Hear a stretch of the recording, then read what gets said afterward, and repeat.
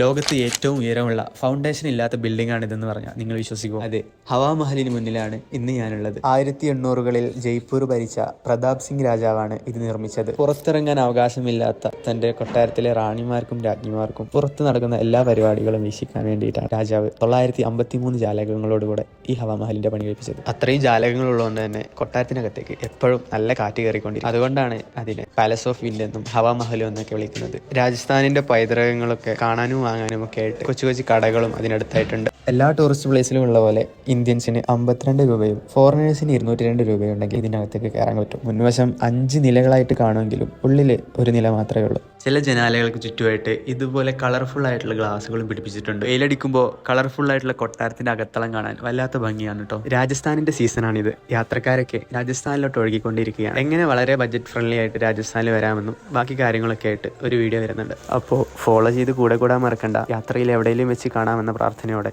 പോകുന്നു.